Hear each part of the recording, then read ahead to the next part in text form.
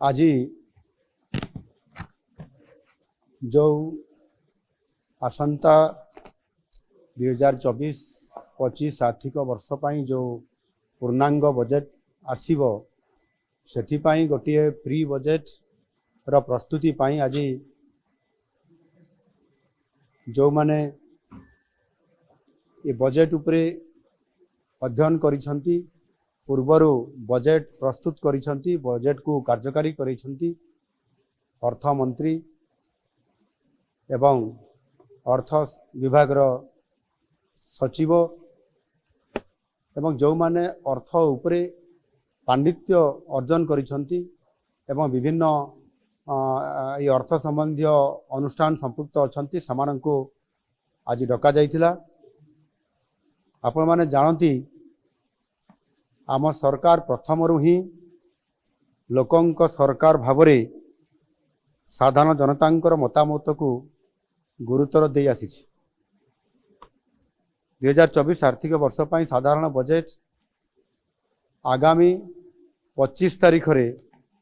विधानसभा रे उपस्थापित हेबार ये कार्यक्रम अछि। आमर बजेट टी जेपरी वास्तव रे लोकंकर बजेट हेकरी लोकंक पाखरे उपस्थापना हो पारिबो समस्तंकर आशा आकांक्षा को प्रतिफलित करि पारिबो सेथिपाई ए उद्यम जारी रहिछि। आउ एथिपाई मध्य ऑनलाइन जरिया रे व्हाट्सएप माध्यम रे आमे मतामत लड़ीछु एवं अति सुखद खबर अछि जे ये मतामत एथर बहु आग्रह रे अनेक लोक इतरे सामिल होइचंती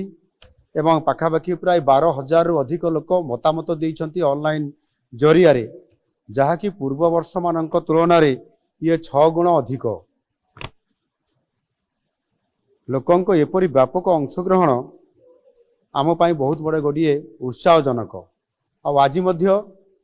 ये प्री बजेट रो ई प्रस्तुति बैठक रे पाखापाखि प्राय 150 रु अधिक लोक विज्ञ लोक एटी उपस्थित थिले। सेमानक भितर अनेक जहाँ मु कहली अर्थ संबंधी विभिन्न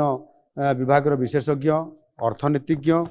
पूर्वतन अर्थमंत्री अर्थ सचिव एवं समाजर विभिन्न वर्गर लोक माने अर्थ संबंधी जो माने अनेक ओडिशार भविष्यत कथा चिंता करती से समस्ते विभिन्न मतामत देइछंती।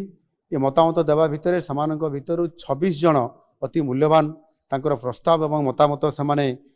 सेठी उपस्थापना करने सहित मध्य लिखित आकार मध्य प्रस्ताव समान देइछंती। सेमानकर समस्त मतामत एवं प्रस्ताव को आम विभाग तरफ लिपिबद्ध करा जाइछि एवं ताहाकु विचार करी आगामी दिन रे जो आमर बजेट आसबार अछि तांकर मतामत को निश्चित भावरे आमे यथासंभव